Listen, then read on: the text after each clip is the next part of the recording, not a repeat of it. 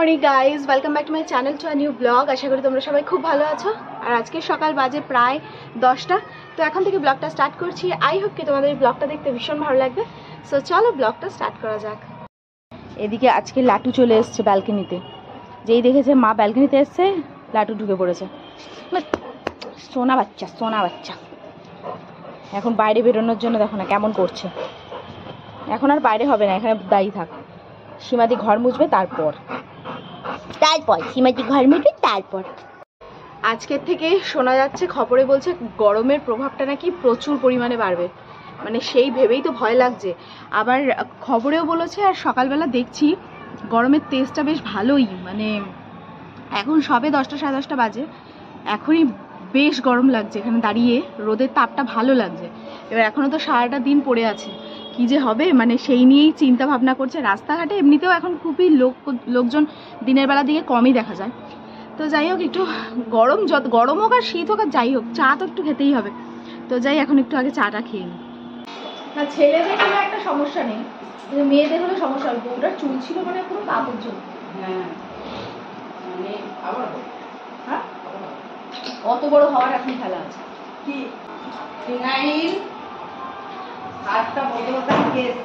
না, কালকে মা মনে করি দিয়েছে সার্ফটা। রোজই ভুলে যাচ্ছি কি কি আনতে। এদিকে দিদিকে ডাকতে ভাইরা সব চলে এসেছে।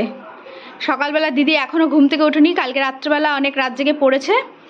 আর ভাইরা সব দেখো, সব যে যার পাগল পাগল ভাব নিয়ে সব চলে এসেছে। এই যে এই এক পাগলা, এই যে আমাদের নিউ পাগলা, আর এই যে ছোটু, সব চলে এসেছে দিদিদের ডাকতে। বলছি দিদিকে ডাক, যাও যাও দিদিকে ডাকো। এনিও দিদিকে ডাকো। এই যে দিদি দিদি দিদি দিদি দিদিকে ডাকো, দিদিকে ডাকো, দিদিকে ডাকো। নিও দিদিকে ডাকো, দিদিকে ডাকো।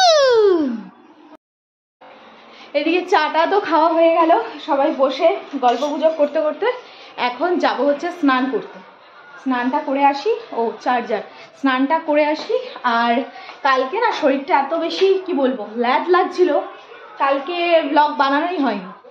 তো যাই হোক, যেদিনকার একটু শরীরটা খারাপ লাগে সেদিনকার খুব একটা ভালো হয় না ব্লগ বানানোটা।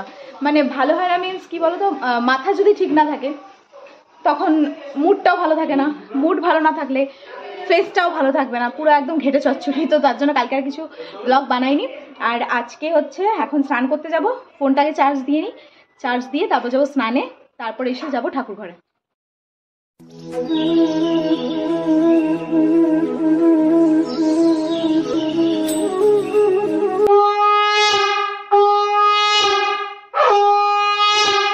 তো এদিকে গোপালের পুজো আমার কমপ্লিট হয়ে গেছে।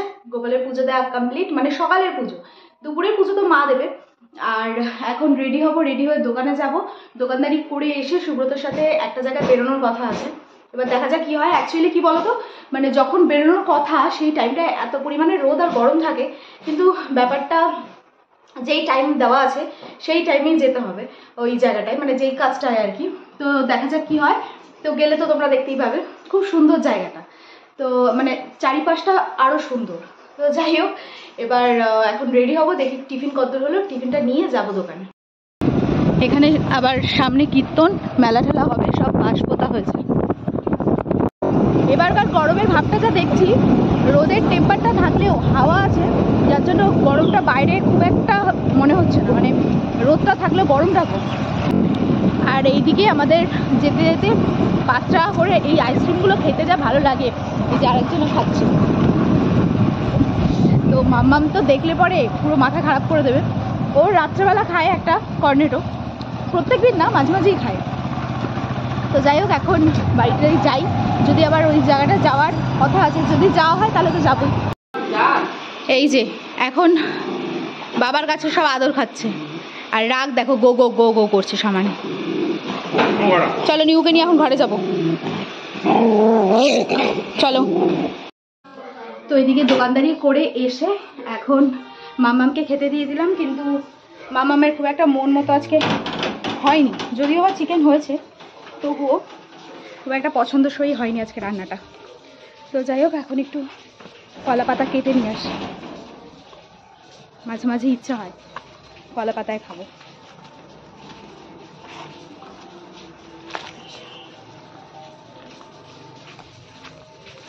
আমাদের এখানে এই এক সুবিধা যে যখন ইচ্ছা কলা পাতায় খাওয়া যায়, কারণ প্রচুর এরিয়ায় কলা গাছ রয়েছে।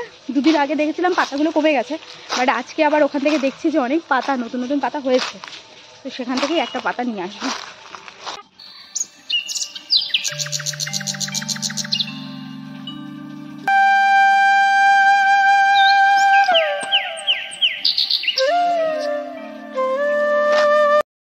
এই এখন জঙ্গল দিয়ে বাড়ি যাওয়াও বিপদ, কোথা দিয়ে যে কি রয়েছে,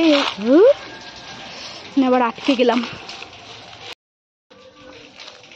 এমনিতে ঠিক আছে, বাট বর্ষাকালে আসা যাবে না, প্রচণ্ড কাদা হয়ে যাবে তখন। এই যে কলা পাতা,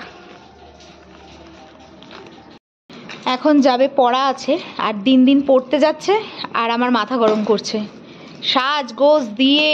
আরে আমার জামাগুলো ছোট হয়ে যাচ্ছে, তারপর লোককে দিয়ে দিতে হবে। ছোট হয়ে যাক গে, দিয়ে দেবো। আসো তাহলে আমি কিডন্যাপ করতে হোক গে।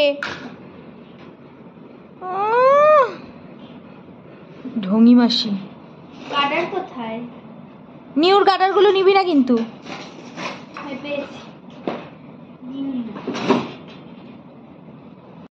এদিকে মাম্মাম চলে গেছে পড়তে, আর এখন বাজে প্রায় 6টা 6:30।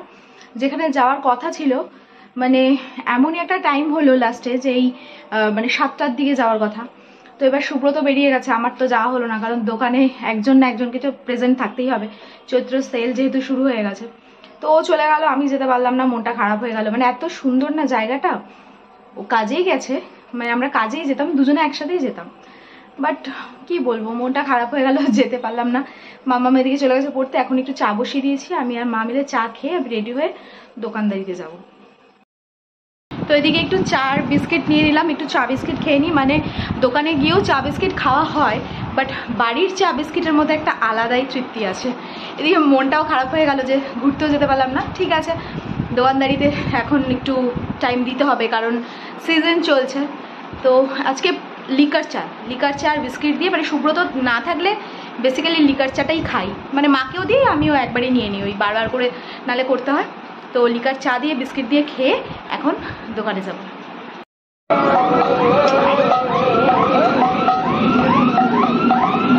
দোকানদারি করে মাম্মামকে বাড়ি থেকে নিয়ে আমরা বেরিয়েছি। মানে এই গরমে প্রত্যেক দিন আমাদের এরকম চলে, এদিক ওদিক ঘোরা। রাত্রিবেলা এই ব্যাপারটা হলে না একটু অক্সিজেন পাওয়া যায় পরের দিনের জন্য। তো ওয়েদারটা বেশ ভালো, মানে গরম পড়েছে ঠিকই, বাট এইরকমভাবে চললে পরে মানুষের মনে হয় তাহলে গরমটা তুলনামূলক কমই আছে। অতিরিক্ত যে জ্বালা পোড়া ব্যাপারটা সেটা ঘুরে ঘুরে তারপর দু একটা জিনিস নেওয়ার আছে প্রত্যেক দিনে যেরকম থাকে ওই দোকানটায়। তো সেখান থেকে জিনিসপত্রগুলো নিয়ে, মানে জিনিস বলতে ওই কালকে সকালে চা খাওয়া টাওয়ার জিনিসপত্র, তো ওগুলো নিয়ে তারপরে যাবো।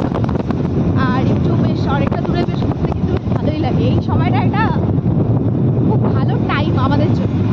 সারাদিন তো আজকে যেহেতু বেরোনোর কথা ছিল, সকাল থেকে ভাবলাম বেরোবো তো হলো না। যাই হোক, এখন সেটা পূরণ হচ্ছে। তো এই বাড়িতে আসলাম, এসে একটু ফ্রেশ হলাম। মানে বাইরে বললাম না, বাইরের গরমটা সেরকম একটা না থাকলেও, মানে ঘুরে আসার পরে ওই যে বাইরের হাওয়াটা, ঠান্ডা হাওয়া থাকলেও বাড়িতে এসে যে একটা রিল্যাক্সেবল হওয়া যায়, ফ্রেশ না হলে সেটা হওয়া যায় না। মানে একদম গা হাত পা ভালো করে ধুয়ে একদম রেডি সেডি হলাম। এখন সুব্রতকে খেতে দেবো, আর মা ওদিকে আমাদের খাবার আজকে মাখছে। মানে মা আর আমি আজকে একই খাবার খাবো, ওটসটা চলছে কন্টিনিউ, দুদিন মানে অলরেডি হয়ে গেছে। 15 দিন করে ধরেছি হাতে, মানে 15 দিন আগে ধরি, তারপর আবার 15 দিন, এরম করে। মানে যদি আগেই মাইন্ডে সেট করে নিই যে পুরো কন্টিনিউ ভাত খাবো না, ওটসই খাবো, তখন না সমস্যাটা হবে কি, তখন বেশি ডিপ্রেসড লাগবে ব্যাপারটা। তো 15 দিন করে করে দেখা যাক কি হয়। তো এই মাও খাবে আজকে ওটস দিয়ে, কলা দিয়ে মাখা আর টক দই দিয়ে।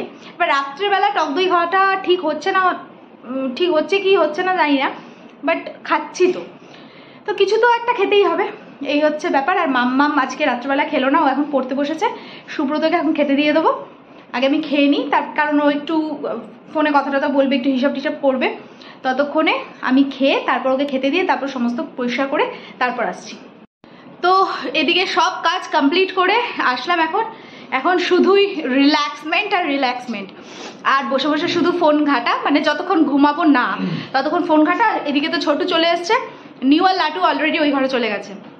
মাম্মা বসেছিল পড়তে, বাট বেশিক্ষণ পড়তে পারিনি, মাথাটা বলছে ব্যথা হয়েছে, ব্যথা করছে, তো তার জন্য একটু চুলে তেল টেল দিয়ে এখন শুয়ে পড়েছে। তো এই হচ্ছে ব্যাপার।